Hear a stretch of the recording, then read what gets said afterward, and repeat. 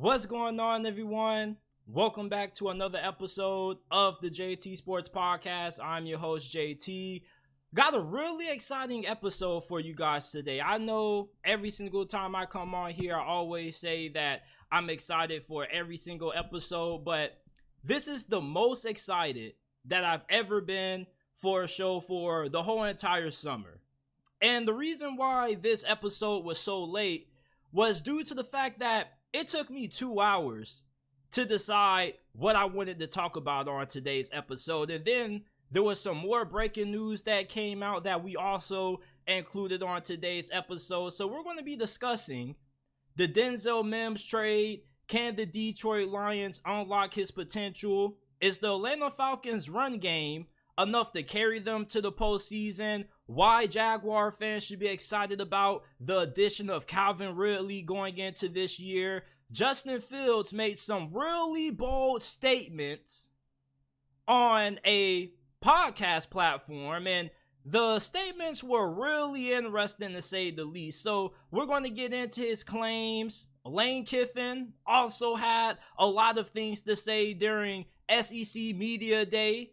He took shots at the NIL and transfer portal, says that it's not good for college football. It's hurting the sport. We're going to dive into his comments.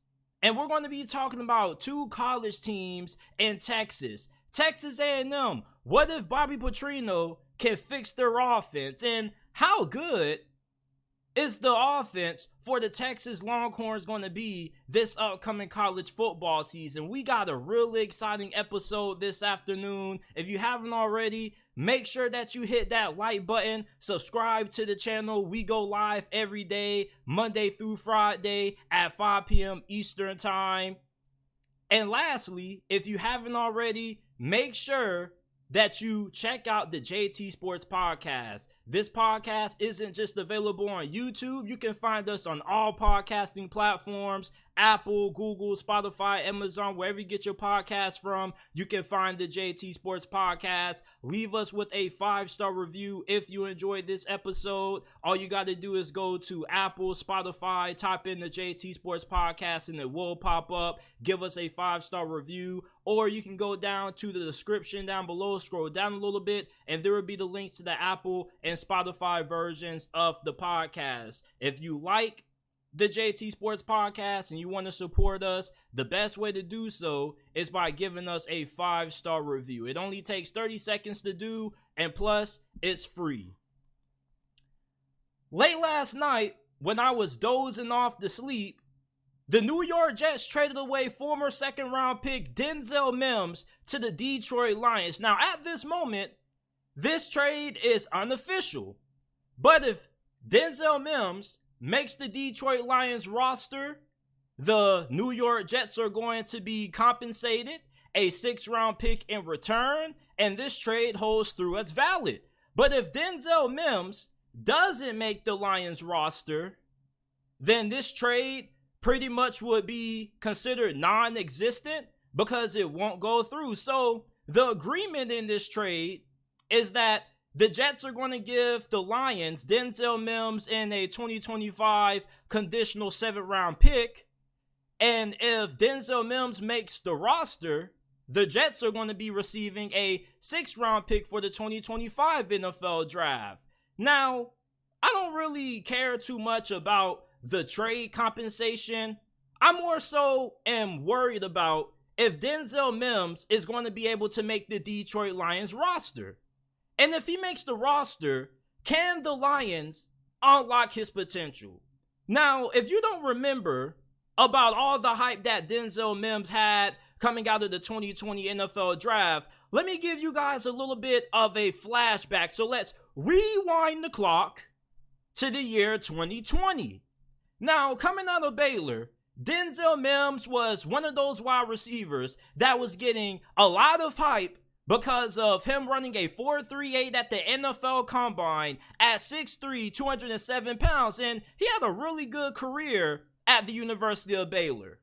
And going into the league, most people thought that he was one of those high upside players that has all the athleticism in the world and all the physical attributes that you look for and a potential high-level wide receiver. He was really good catching 50-50 balls, explosive, athletic, had a really large catch radius.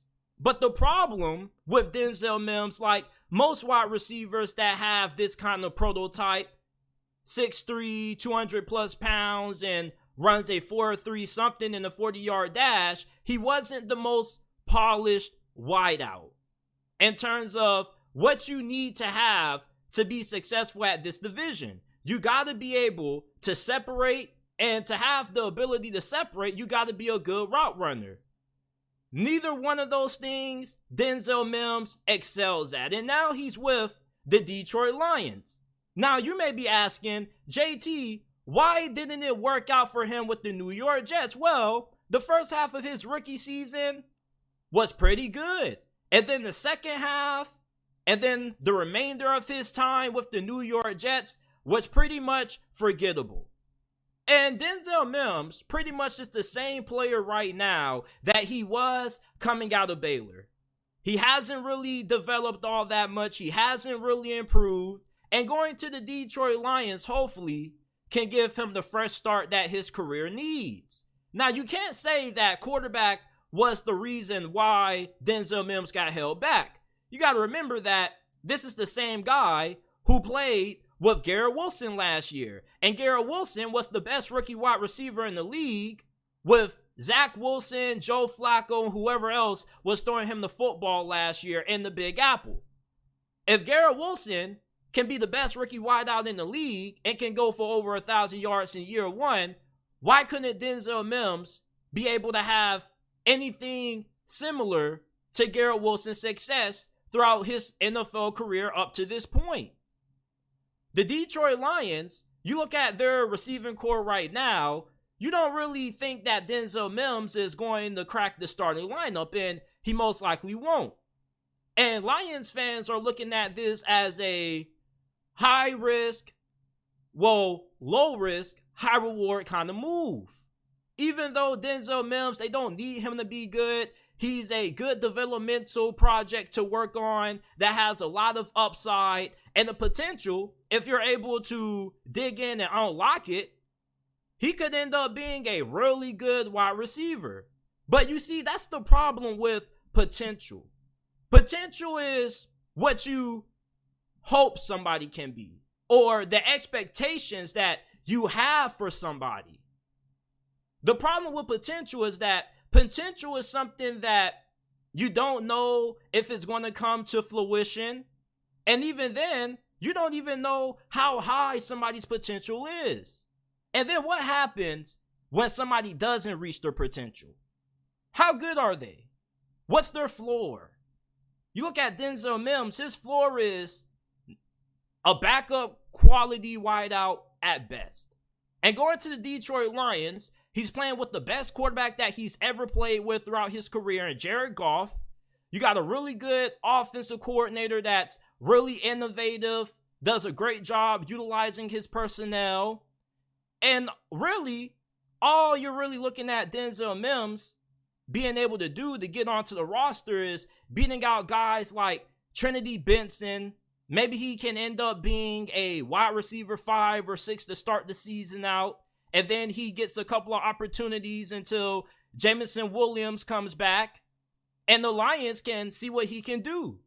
And the Lions are a team that, if you're asking, what do they need Denzel Mims for? I mean, it's an experimental project. See the upside. See what you can get out of him. And if he ends up panning out well, then you could end up with a very good wide receiver. But if he doesn't end up panning out, you can get rid of him before the season starts. And you don't give up anything in return. I don't think this move is going to play out like how a lot of optimistic Lions fans hope it will. You remember when the Las Vegas Raiders, around the same time last offseason, traded away Bryan Edwards to the Atlanta Falcons? You remember all the optimism that Bryan Edwards had going into training camp for the Falcons? What did he do last season in Atlanta? Absolutely nothing. And you look at Denzel Mims, right? The fact that yeah, he does have a lot of potential. He hasn't been able to get on the field. And why hasn't he been able to get on the field? Because he just really isn't that good. People are banking on that potential panning out. But most of the times, when you have a receiver at this point in his career, you kind of already know what he has. And he hasn't really shown any flashes of that potential since his rookie season years ago. Most of the time, trades like this, where you have a guy who was drafted with high upside, high potential coming out, but hasn't reached that potential, they don't pan out unless they've shown a little bit of some flashes. And Denzel Mims hasn't really shown that over his last couple of seasons with the New York Jets to show us that there's any reason why there's a chance that he will end up just putting it all together with the Detroit Lions. Two of the most important things that you got to have if you're a receiver is at least decent route running. You don't got to be the greatest route runner, but you at least have to be decent at it because it allows you to create better separation. And nearly every time you was watching the Denzel Mims highlight over the last couple of years, nearly every pass that was thrown to him was a 50-50 ball. So, at best right now, if the Lions can unlock Denzel Mims' potential, I think you get a better version maybe of what Devontae Parker is with the New England Patriots. But right now, you have a guy that really isn't that good, has to prove himself, isn't even guaranteed a roster spot, and some Lions fans out here are making it seem like they just came away the winners of getting the next Calvin Johnson. Most of the time, trades like this that involve players like Denzel Mims that have a lot of potential that haven't panned out, they don't end up paying off. Not saying all of them don't, but most of them do not. Good example, Bryan Edwards last season. So can the Lions unlock Denzel Mims' potential? I'm strongly doubting it.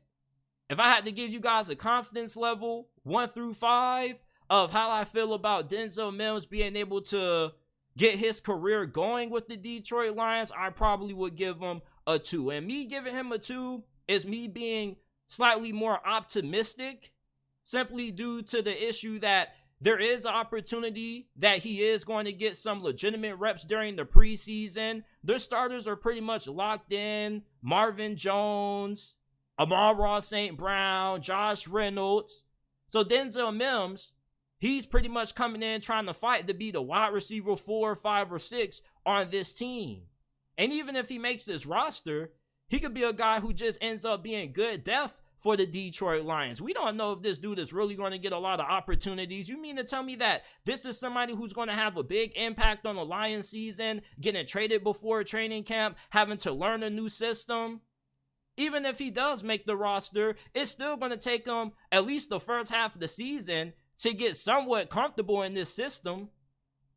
So I don't really think that Denzel Mims is going to turn into anything special for the Detroit Lions.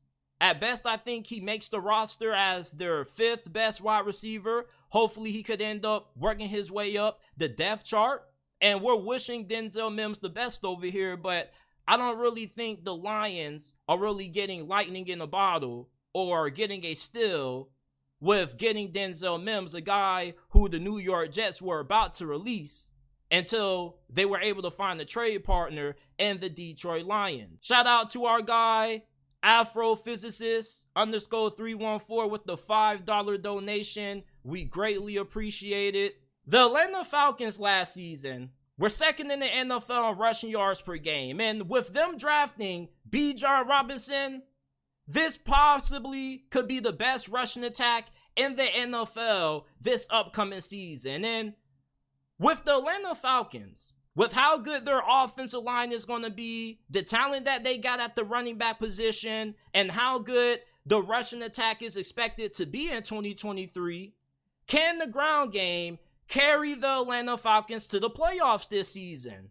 Now, when you look at the Falcons' schedule, right, they don't really play too many teams that had great run defenses last season. As a matter of fact, the 3 teams on their schedule this year that had good run defenses were the Tennessee Titans, who were the best in the NFL at stopping the run last year, and the Washington Commanders and the Jacksonville Jaguars, who were on the outside looking in of top 10 teams against the run. And you're in a division where the three other teams that you play twice this year, their run defenses aren't really all that great going into this year. And for the Atlanta Falcons, you have Desmond Ridder at QB. You do have some skepticism about him going into this year. Is he good enough to lead the Falcons to the postseason?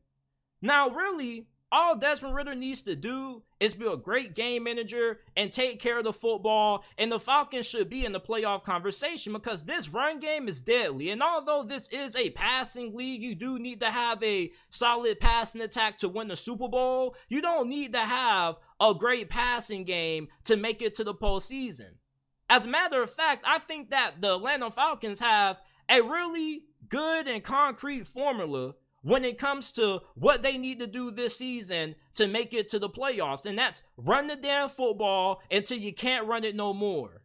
Bijan Robinson is one of the best running backs to come out of the NFL draft since Saquon Barkley, Ezekiel Elliott. He's going to be one of those running backs that year one, right out the gate, he should have a really big impact. And he probably should be top 10 at his position by the end of this season.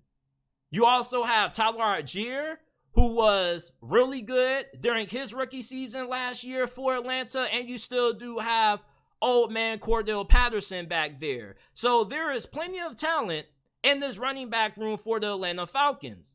And with this running game being highly effective, it should allow them to take a lot of time off the clock, have long, drawn-out possessions that tire out the opposing team's defense, and keeps their defense off the field, which is something that the Atlanta Falcons didn't really have good play out of last year. Now, their defense, they spent a lot of money in free agency to improve that side of the football. They got a couple of draft picks that I like on that side as well. With this run game, if it ends up being fantastic this year like it was last year, their defense should improve, not just because of the acquisitions that they made, but the fact that they're going to have more time to sit and rest on the sidelines to recover.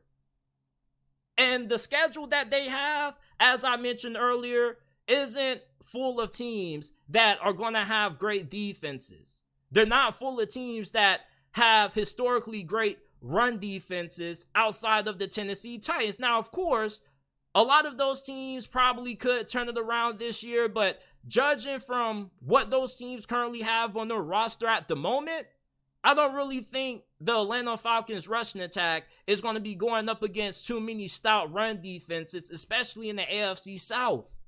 The Tampa Bay Buccaneers, we don't know how great their run defense is going to be. Their run defense isn't going to be bad, but it's not going to be good enough to be able to shut down the Atlanta Falcons rushing attack. Same thing with the Carolina Panthers and the New Orleans Saints. Now, you can say, well, JT, if the Falcons run the football at a really high level, all teams are going to do is go all in to stop the run and force Desmond Ridder to throw the football. And even though you do have a point with that, you got to remember, the best teams that are elite running the football can run the football when their opponents know that they want to run the football. That shows how dominant you are when it comes to your rushing attack. When the other team knows you're going to run the football and you can still rip off 5-6 yards per carry, that just shows dominance. And the Atlanta Falcons run game, if it ends up being as dominant as what it was last year, with better quarterback play and better play from the defense, this is a team that could be in the conversation to get one of the last spots in the postseason in the NFC Conference. The 7th seed, the 6th seed, teams like Atlanta, I think, are normally in that kind of category. 6th, 7th seed, barely make it into the postseason, but they normally are teams that are really good running the football and don't have spectacular quarterback play. And I think that's what the Atlanta Falcons are going to be this year. And even if the Atlanta Falcons have some games where they struggle running the football, as long as Desmond Ridder can give you slightly above average quarterback play, you should be able to win those games that you got to go ahead and win behind the arm of Desmond Ridder, because you do have two talented players for him to throw the football to, Kyle Pitts and second-year wideout Drake London. So Desmond Ridder, he doesn't need to do a whole lot for the Atlanta Falcons to make the postseason this year, because the way their schedule looks, they're not playing a lot of teams that are going to be great against the run defense. Great against the run this year. So they're going to be able to run the football, control the clock, and they're going to be able to play to their strength. Now, if they end up being put in situations where they got to come back from behind, I don't think that's going to vote well for them, because anytime you have a team that's identity is running the football, a good way to stop the run other than doing it physically on the field is by being able to get them down multiple possessions. The Atlanta Falcons go down 3-4 touchdowns, the game pretty much is over. Desmond Ridder has to make sure that he takes care of the football, because he isn't the kind of quarterback early into his career that's going to be good enough to overcome mistakes late in the game. That's the problem with what the Atlanta Falcons dealt with last year with Marcus Mariota at QB. He was too reckless and couldn't take care of the football in late game situations. The Atlanta Falcons, this run game is going to be great, and they most definitely should be able to at least be a 7th or 6th seed in the NFC postseason this year, as long as Desmond Ridder can give them serviceable quarterback play. The thing with the Atlanta Falcons is that this run game is going to be really hard to stop with how good this offensive line is and how good their running backs are. And Arthur Smith has really good schemes when it comes to cooking things up in the run department. So can the Atlanta Falcons run game carry them to the postseason? It most definitely can. As long as Desmond Ridder is taking care of the football, he's being a good game manager. I think that this team has the formula to be a 6th or 7th seed in the NFC come playoff time. When the Jacksonville Jaguars traded for Calvin Ridley at the trade deadline last season, I was really excited. And I'm not even a Jaguars fan. I just live in the city. Jaguar fans should be really hyped about what Calvin Ridley can do with Trevor Lawrence this season. And if you're not already super excited about Calvin Ridley, you should be after you get done watching this segment, because we seem to forget how good Calvin Ridley actually was before he got traded to Jacksonville, and even before he got hit with that 1-year suspension for gambling. His best season, 2020, he caught 90 passes for 1,374 receiving yards and 9 touchdowns. He was in ascension mode. He was on his way to becoming one of the best receivers in the game. And Devontae Adams, on a recent episode of I Am Athlete that I watched not too long ago, he said that Calvin Ridley is a top 5 wide receiver in his book. Really good route runner, great at creating separation. He also can do damage after the catch. And you look at the fact that he's going to be getting a young Trevor Lawrence, who right now is in ascension mode. Calvin Ridley, if you don't already have him on your fantasy football squads, you need to go ahead and trade for him or draft him whenever you draft another team, because Calvin Ridley could potentially be one of the best receivers in the NFL this year from a production standpoint. If we're going off straight by production, I think that Calvin Ridley could put up top 5, top 10 wide receiver numbers. And once again, I have to reiterate, production standpoint. Based off pure production, I think that Calvin Ridley is going to have a lot of great numbers. You already have some other good weapons in the passing game that are going to take some attention off Calvin Ridley, such as Christian Kirk, Evan Ingram. You're also going to have Travis Etienne in the backfield. So if teams are going to go ahead and double team Calvin Ridley or key in on him, they're going to make things a lot easier for Evan Ingram and Christian Kirk. And when guys are trying to key in on Christian Kirk and Evan Ingram, what are they going to do about Calvin Ridley?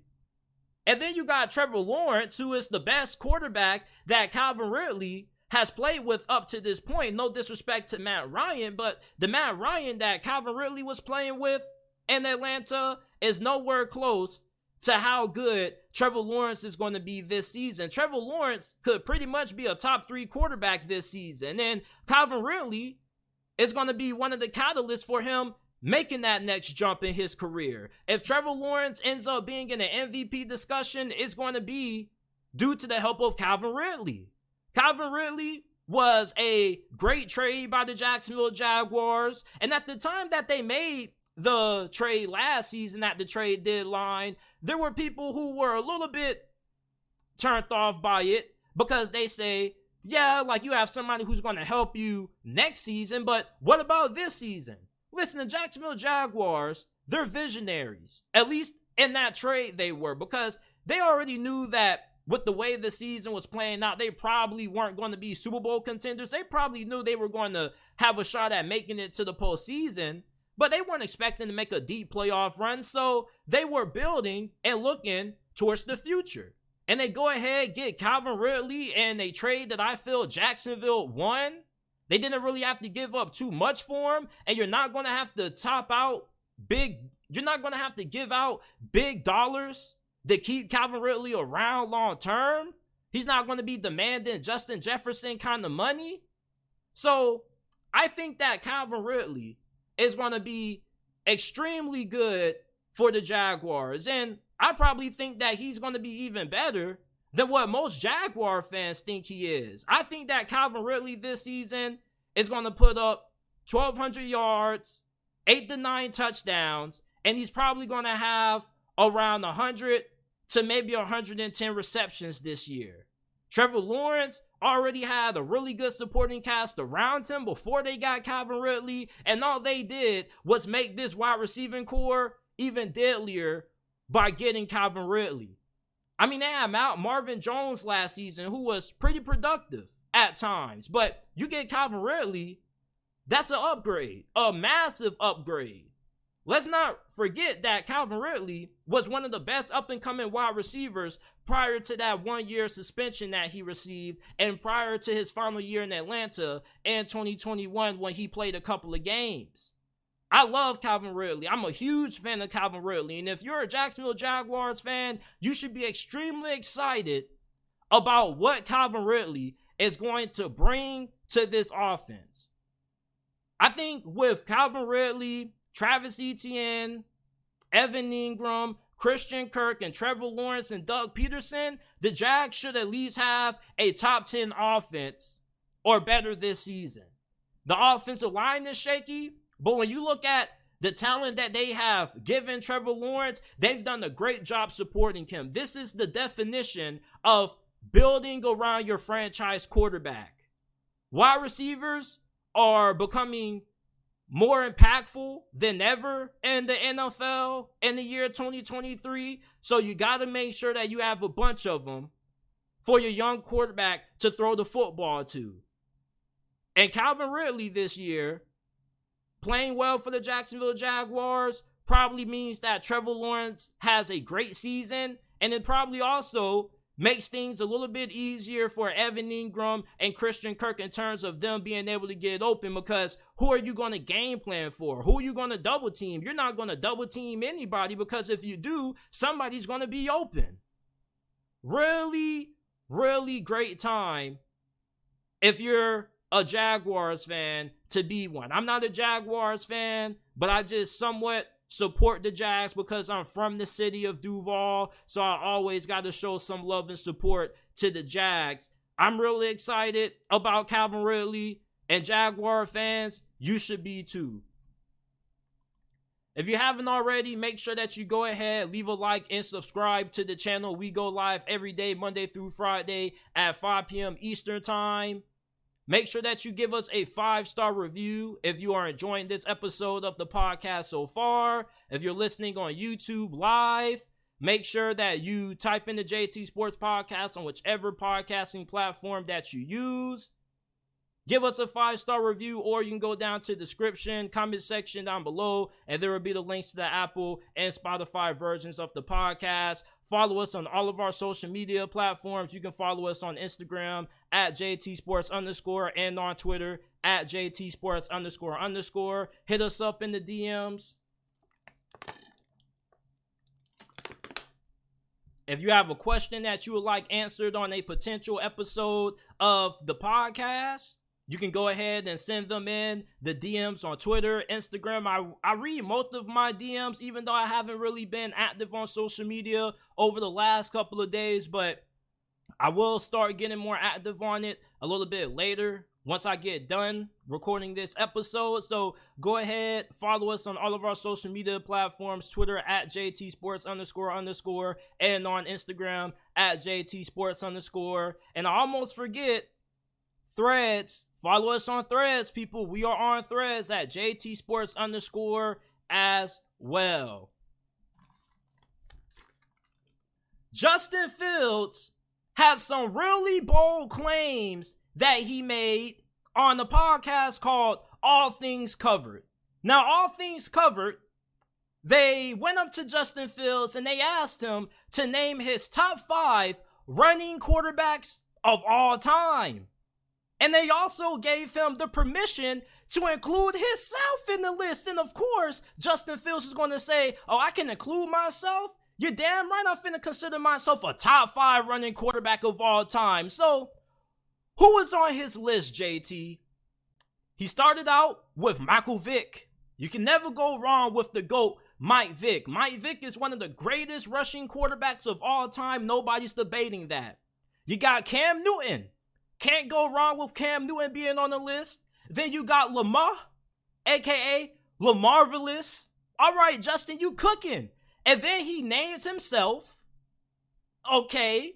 And then you got Steve Young. Now, in terms of Justin Fields being a top 5 running quarterback of all time, I think it's way too early to give him that label. Now, I'm not going to get mad at him for including himself in this list, because I probably would include myself in the list too if I was him, even if I wasn't all that great, even if I didn't deserve to be. But when you're talking about some of the most athletically gifted quarterbacks to ever enter this league, Justin Fields is definitely in that conversation. The dude is built like a running back. He has great vision, great strength, great balance. Hell, if he didn't want to play quarterback and he wanted to move the running back, he would be one of the best running backs in the NFL. This dude has a great skill set when it comes to running the football. Vision, balance, also very good after contact.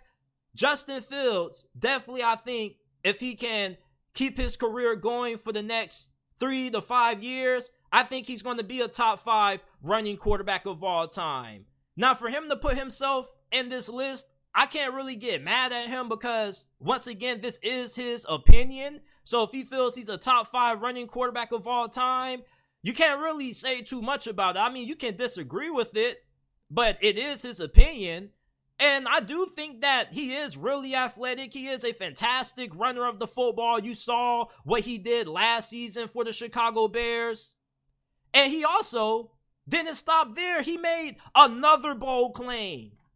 He was asked if he would be the first Bears quarterback this season to throw for 4,000 yards in the season. The Chicago Bears all-time record for passing yards in the season was set by Eric Kramer in 1995. He threw for 3,838 passing yards that season. All Justin Fields needs to do is throw more than 3,900 yards, and the record is his. And he very well can get to 4K yards this season. I think that Justin Fields is going to take tremendous strides in development this season when it comes to his ability to throw the football. And last year, you got to remember that he didn't have a good receiving core. His number 1 wide receiver was Darnell Mooney for the most of the season, which he ended up getting injured late last year. You got Chase Claypool, who wasn't really good last season. And then he was throwing the guys such as Equanimeous St. Brown, Dante Pettis. Now you give Justin Timothy Fields a legitimate number 1 wide receiver and DJ Moore and a healthy Darnell Mooney coming back as his number 2 option. Watch Justin cook this year, people. For those of y'all laughing at Justin Fields, saying that he's going to break the Chicago Bears all-time record for passing yards in the season, you better watch out. Because I'm taking names and I'm taking a lot of screenshots for all you people on Twitter who are saying that Justin Fields is crazy, he's tripping, he needs to stay off the weed. Because Justin Fields is about to put the league on notice this season. This may look like a bold statement to a lot of people, but I think that this is a pretty realistic statement. And the last time there was a Bears quarterback that came close to breaking the Eric Kramer passing yards in the season franchise record was Jake Cutler. So Justin Fields, if he can stay healthy for the whole entire season, the offensive line improves, he should be able to accomplish the goal of breaking the Chicago Bears single season passing yards record, which was set by Eric Kramer decades ago. And I'm a big believer in Justin Fields. I think that he's gotten better every single season. Luke Getsy did a really good job at tailoring this offense around the personnel that the Chicago Bears had last season. And with a improved receiving core, trading for DJ Moore, having the fact that Darnell Moody's coming back, I think Justin Fields is going to break the Bears single season record for passing yards in a year.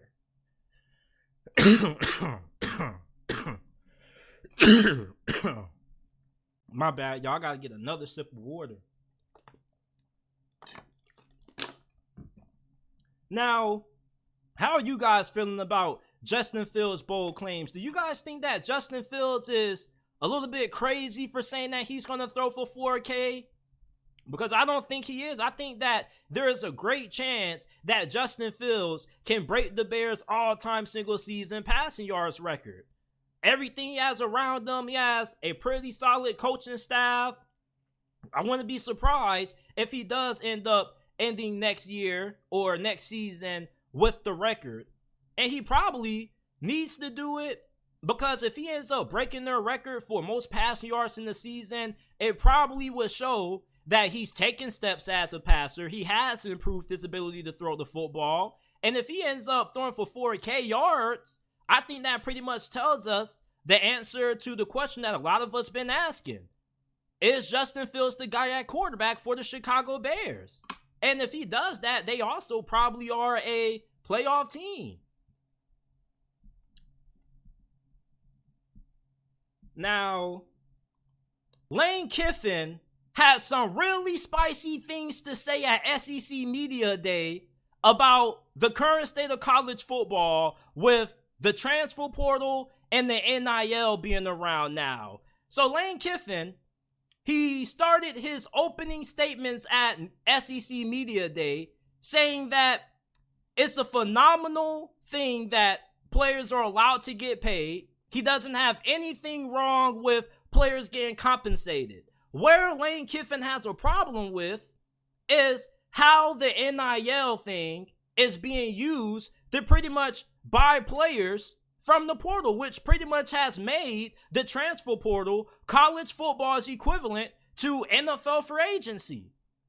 And Lane Kiffin said that the NIL, name, image, and likeness, has pretty much created a pay-for-play system that, of course, him and Ole Miss are going to take advantage of because it's legal and it's within the rules to do so.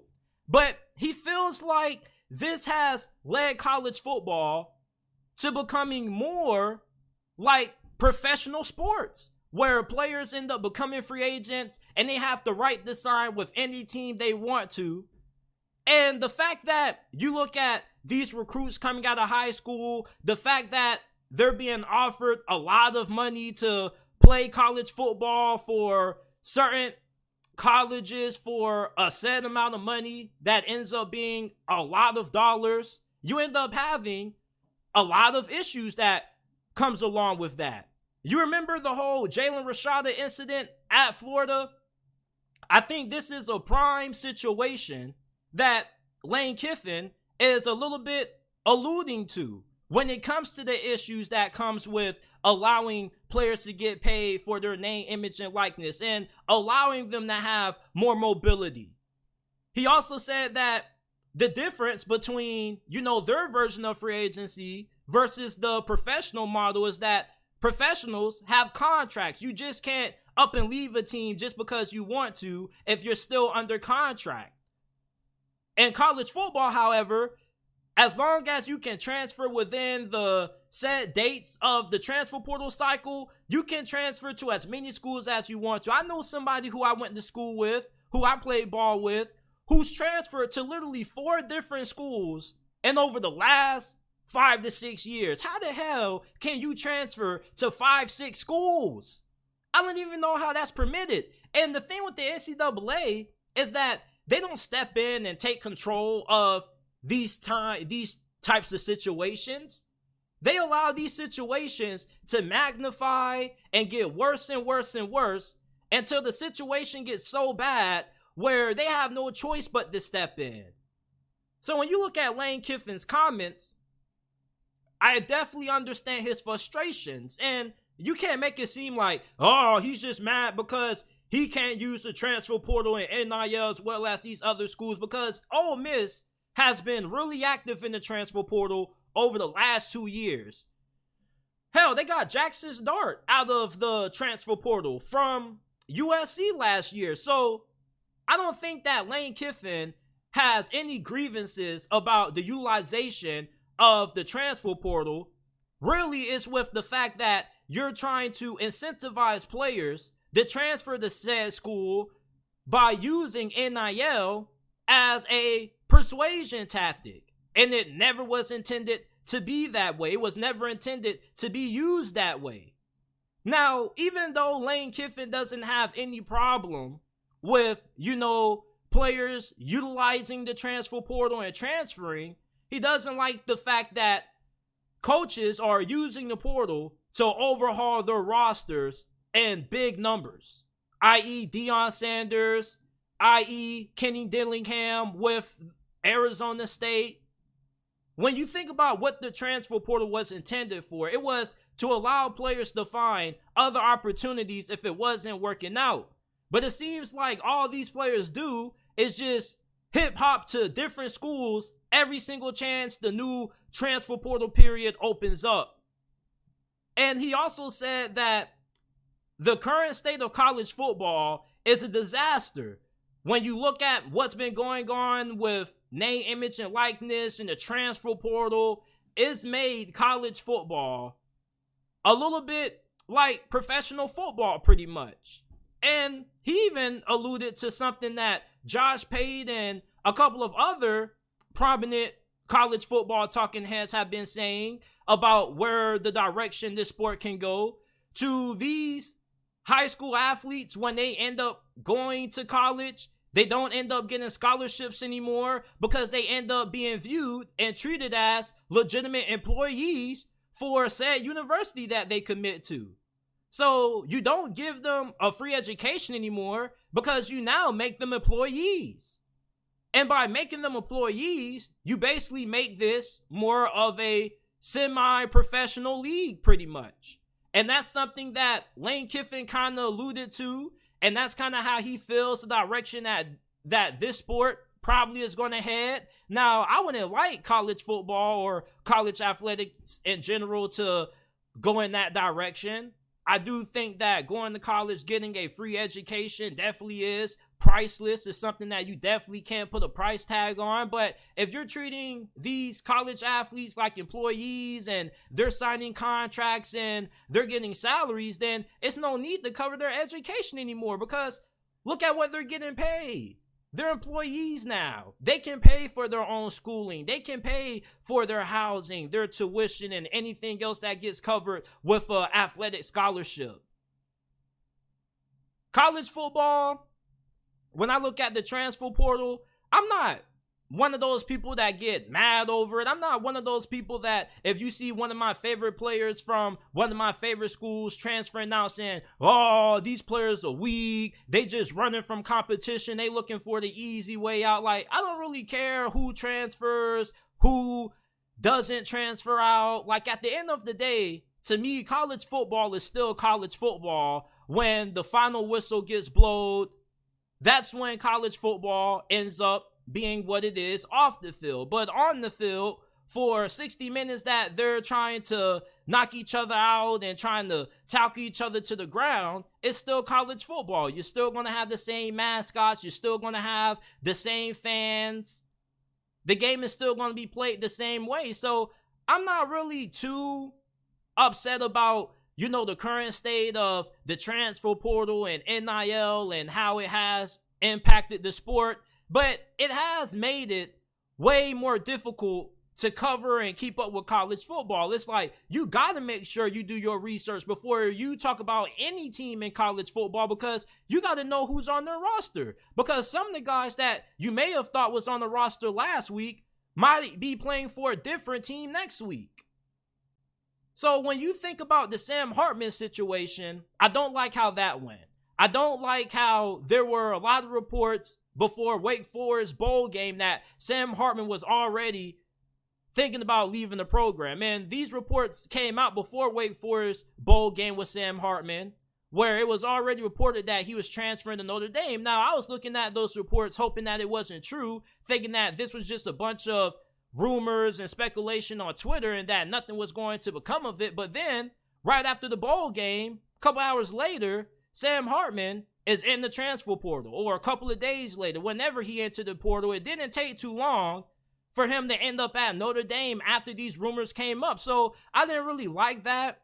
I don't like what allegedly happened with Jordan Addison, pretty much USC tampering, getting him to leave Pitt to join Caleb Williams at USC. The thing that I have with the transfer portal is that I don't think that other schools should be contacting players that are members of other teams trying to recruit them to enter the portal just so they can join their team, and incentivizing them to transfer using NIL. I think that that's not really what that should be used for. It shouldn't be used as a mechanism to steal other players or try to incentivize other players to leave their current situations, because you're kind of putting kids in a little bit of a bad position. Because imagine if you end up taking a player off the University of Wisconsin and you tell him to come transfer to Nebraska, and that you're going to have a good NIL package waiting for him, and then he transfers, he ups and leaves Wisconsin, he goes to Nebraska, and then he isn't good.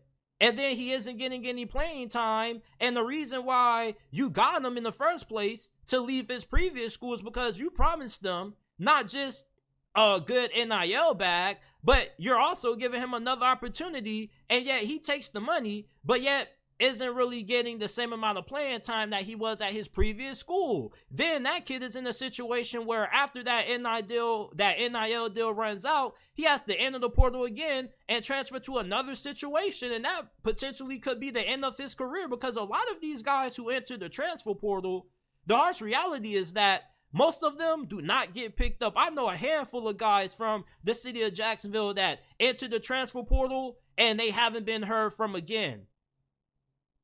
The transfer portal is a really dangerous game, not just from what these schools are doing, using NIL to entice players to leave their current program to join theirs, or using NIL and high school recruiting. Like, we've seen some really ugly high school recruiting stories that have involved NIL. And I'm going to go back to the Jalen Rashada incident once again, because I think it's one of the prime examples that Lane Kiffin was talking about of why he has the feelings towards the name, image, and likeness and transfer portal that he currently has, because of situations similar to what happened with the Gators and Jalen Rashada. So when you have this whole NIL transfer portal argument, it doesn't seem like coaches are against players having mobility and, schools having the ability to pay players and players having the ability to get compensated. But it's the fact that you don't have anybody overlooking this thing. You don't have any limitations on how often you can use the transfer portal or how much money you can pay a player. There's nobody overseeing college football to make sure that everything plays out well, everything functions correctly. It's just all chaos out there with the NIL deals and transfer portal movement. There's a player that just entered the transfer portal right now. Literally, just got a notification on my phone. Somebody has just entered the transfer portal again. The transfer portal needs some limitations. There needs to be some checks and balances to name, image, and likeness in the transfer portal for us to have a better functioning offseason when it comes to college football. You see, the offseason in college football is pretty much in chaos right now when it comes to coaches and teams, because you don't know who's going to stay in your team, who's going to transfer out, because if one guy transfers out or you have a mass exodus of players that transfer out, you got to go ahead and hit that portal to get some of those roster spaces filled up, to make sure that you still have depth enough or enough depth to fill the team come this season. So you look at Lane Kiffin's statements criticizing NIL and the transfer portal and how he feels it currently has made college football a disaster. I agree with him. I mean, I don't have the same frustrations that Lane Kiffin has with the portal and NIL verbatim. My problem just is that I think that players should have the mobility to move around, but they shouldn't have the freedom to just, every time they don't win a starting job, oops, I'm in the portal again. This one player, I forgot where he was last at. I can't remember his name. I think his name is Storm Duck or something like that. I think he now plays for Penn State. But the last time I recalled, I thought he was playing for UNC. I thought he was still playing for North Carolina. And now he's with Penn State. So, the transfer portal, I have some pros, but I also have a lot of cons when it comes to the transfer portal process. Yes, I love the fact that players have mobility. They have the freedom to go to another situation and they feel like the current one that they're in is not working out for them. If they get homesick like A.D. Mitchell, I can understand that. But if you're going into year 5 and you played on 5 different teams every single year that you've been in college, there is a problem. You're breaking the system. The transfer portal was not intended to be used this way. There are players like JT Daniels who've played for 3 different schools. USC, Georgia, West Virginia, and now going into this season, he's on his 4th school. He's playing for Rice. Rice. We got to do something about the transfer portal. We have to do something about NIL. Now, not every team is opening the checkbook to get every single recruit that they want, and I don't think that every recruit that commits to said school is doing it for NIL reasons. There are still players out there that I talk to that still commit to schools because they love the schools and not just for the money. So you guys let me know your thoughts on this Lane Kiffin NIL transfer portal issue that he has. What are your thoughts on the current state of college football when it comes to how NIL and the transfer portal are impacting the current state of the sport today? How good is the Texas offense going to be this season? Texas has one of the most talented offenses going into the upcoming 2023 college football season, man. They got Quinn Ewers going into year 2 with the program. He was really inconsistent last year. He had some great games, some great moments like the moments that he had against Alabama. And I still stand by this statement. If Quinn Ewers never got injured against Alabama, Texas would have pulled off the upset. How good is he going to be this season, though? How improved is Quinn Ewers going to be? Now, I think that Quinn Ewers is going to play at a Heisman caliber level this season. And outside of Caleb Williams, he's probably the guy that I would put my money on to win the Heisman Trophy this season. Now, why do I have so much confidence in Quinn Ewers? Well, look at the supporting cast that he has around him. You have one of the best receiving corps in college football. You got A.D. Mitchell from the transfer portal. You have Isaiah Neyor, who you got in the transfer portal last year out of Wyoming. Some of you guys might have forgot about Isaiah Neyor, but prior to him going down with that injury last offseason, he was making a lot of noise for the Longhorns during spring camp. And then you're going to have him coming back fully healthy with one of the best receivers in college football and Xavier Worthy. You got Jordan Whittington. I mean, there's just talent on talent on talent on talent for Quinn Ewers to throw the football to. And then you're going to have a more experienced and a better offensive line. Texas had a really young offensive line last season. They were starting a couple of freshmen on the offensive line. Guys like left tackle Kelvin Banks, guard Cole Hudson were two of the best freshman offensive linemen in America. They're studs. They're going to be even better this season. This whole entire offensive line should improve. And Texas has done a really good job at recruiting the offensive line position. So that's a really big strength for the Longhorns offense going into this year. You're going to have a great offensive line to protect Quinn Ewers, and you're going to give him a great group of receivers to throw the football to.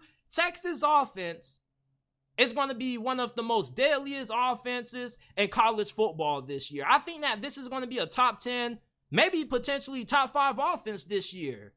You look at all this talent that they have on the offensive line and that wide receiver, even if you're a Texas hater, or if you're a fan of one of their rivals like Oklahoma, you gotta give props where it's due. Texas has a really talented offense. Tell me I'm lying. Tell me that you look at Texas roster and you say, man, JT, I'm not impressed. And then even if you say, okay, JT, they got a good team, but that doesn't mean it's gonna work out. I don't trust Steve Sarkisian. Like, Steve Sarkisian is one of the best offensive minds in college football right now. You saw what he did with Mac Jones and Devontae Smith his final season at Alabama. Everywhere Steve Sarkisian has been, his offenses have been really productive. And I think that he's also incredibly well-rounded when it comes to not only being able to get the most out of his quarterbacks, but also being able to be fantastic with getting his best receivers the football. So you look at a guy like Xavier Worthy, A.D. Mitchell, Isaiah Nayer. These are guys who could be arguably the best receivers on a handful of teams in the Power 5. And the fact that they have like 3 number 1 wide receivers on one team shows you how much talent the Longhorns have on offense.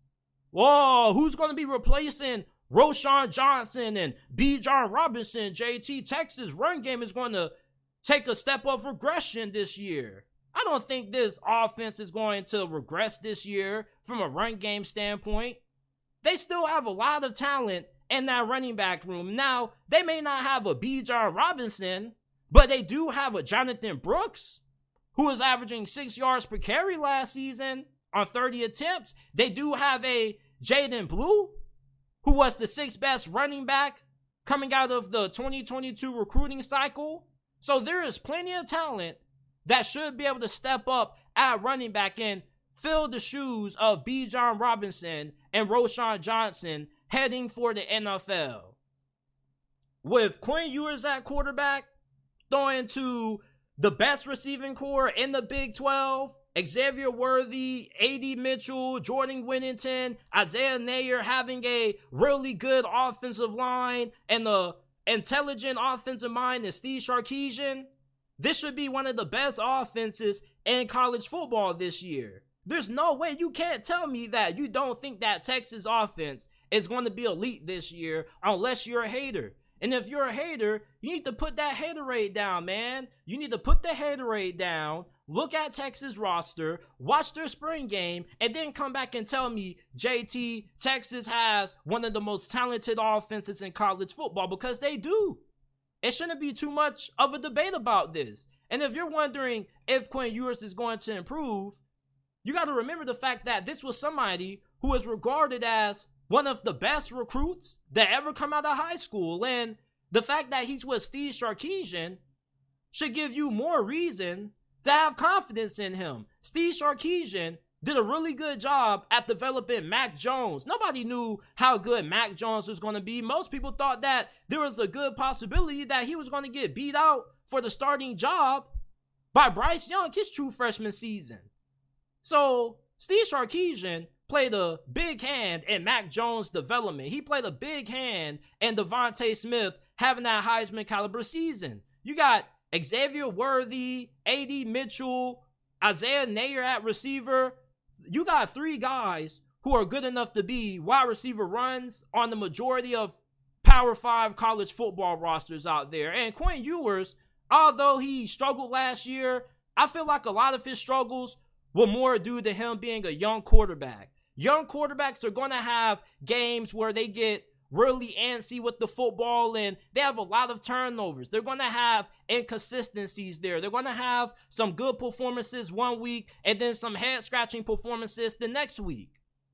Quinn Ewers, though, I think that he is going to be able to live up to the hype that he had coming out of high school. He has really great ball placement. I think that he has a really good arm. I want to see him be more consistent with his accuracy and his footwork. He can get really erratic at times, but overall, I'm a big fan and a big believer in what Quinn Ewers can be for Texas this year. I trust Steve Sarkisian. This is somebody who has a proven track record of being able to have good quarterback play, and I think that Quinn Ewers is going to continue to take steps in the right direction with Steve Sarkisian being there, and I don't think he's going to struggle. There are people thinking that Arch Manning is going to come in and DC Quinn Ewers. I don't think that's going to happen.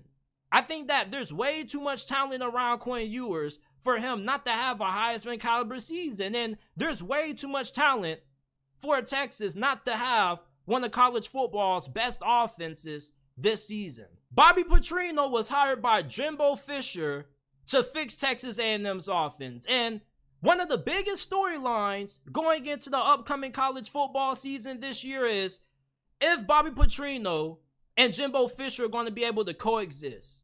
So let me throw out a hypothetical scenario for y'all, right? What if Bobby Petrino this season, what if he actually is able to fix Texas A&M's offense? Imagine Bobby Petrino comes in, he gets Texas A&M's offense playing at a top 15, top 20 level. How good will the Aggies be? How far can they go this season? Because I'm going to be dead honest with y'all. If Texas A&M, their offense plays at a top 10, top 15, top 20 level this year, I think they're going to be able to win the SEC West. And you may call me crazy. You may be saying, Stay JT, off the weed. but I'm dead serious about this. I'm dead serious that if Bobby Petrino fixes Texas A&M's offense, this team, not only can they win the SEC West, but they might be able to make it to the college football playoffs. Think about it. Texas A&M, you already know that they're going to have a good defense. Their defense was really good last year. And you got to remember that their defense was held back by their lack of offense. Oh, how was that, JT? How does the offense impact the defense? Well, I think it's a little bit of common sense. If your offense is going 3 and out and can't sustain drives, your defense is going to be on the field for way more plays than what they would be if the offense was actually efficient. So Bobby Petrino comes in, fixes Texas A&M's offense. That's going to help their defense out because their defense is going to have more time to recollect themselves on the sideline because they're not going to have to come in every 30 seconds after they get a stop because the offense just got done going 3 and out. So you're going to have an elite defense with a great defensive line. You got Shamar, Turner, Walter Nolan. These are 2 of the most athletic defensive linemen in all of college football. You're going to have a really good secondary. You're going to have Damani Richardson at safety, Tariq Chappelle at cornerback. This is going to be an incredible defense. If this offense figures it out, ooh, I'm trying to tell y'all, man, do not let Bobby Petrino fix Texas A&M's offense. Because they possibly could go undefeated. And I'm not over-exaggerating, people. You guys seem to forget that Texas A&M, over the last couple of their recruiting cycles, has brought in some of their best classes in program history. And most of those guys are still on the roster. They still have one of the top 5, top 7 best rosters in all of college football. I believe that they were top 5 last season in 247 Sports Team Talent Composite rankings, which comprises every team's amount of 5 and 4 stars and 3 stars and pretty much puts them in order from most 5 and 4 stars to the least amount And Texas A&M was top 5. And when you look at the teams that make it into the college football playoffs, the majority of the times, there are teams that have some of the best, most talented rosters in college football. Bobby Petrino fixes Texas A&M's offense. That means that Connor Wigman has a really great season. He potentially could be a Heisman contender. Jimbo Fisher is viewed in a new light. The fact that he was able to give away play calling, put his ego aside to do so, and it worked out, makes him look even better. Texas A&M makes it to the SEC championship game. Potentially, they could make it into the college football playoffs. And then, Bobby Petrino, with him fixing Texas A&M's offense, without a doubt, he's going to win the Broyles Award. There's no way that Bobby Petrino, if he fixes Texas A&M's offense, doesn't win the Broyles Award, because everybody will be talking about it. That would make him the best assistant in college football, because he will be on the team that most people will be talking about. Let's be honest, when Texas A&M is good, everybody's on their bandwagon. Everybody's talking about them. Most of the times. Texas A&M is one of those programs that you look at and they draw a lot of attention, a lot of viewership. So, of course, Bobby Petrino fixes the offense. It's going to be similar to how everybody was talking about Joe Brady when he was the passing game coordinator the year that LSU won a national championship. And he won the Broyles Award. Bobby Petrino, if he fixes Texas A&M's offense this year, I think that Texas A&M is going to win the SEC West. They're going to make it to the SEC championship game, and they potentially could end up making it into the college football playoffs. They have a really talented roster. They're going to have a really good quarterback in Connor Wigman. They have a fantastic group of wide receivers for him to throw the football. And plus, you're going to have an experienced and veteran group of offensive linemen starting for you this season. Bobby Petrino, if he fixes Texas A&M's offense, y'all better look out. Because the Texas A&M Aggies, they may just win it all this season. Talent isn't a question. They got plenty of it. Their question is, will Bobby Petrino be able to fix this offense? And if he does, I think they're going to have a very good season. As a matter of fact, they probably will end up having a great season. This will be one of those storybook seasons where Jimbo Fisher finds Bobby Petrino, brings him in as his OC. People question if it's going to work. They prove everybody wrong, and it does end up working out. And Texas A&M has one of those seasons that you look back 10 decades from now, and you say, damn, like, Bobby Petrino and Jimbo Fisher really did that? Yeah. I really have a lot of confidence in Bobby Petrino.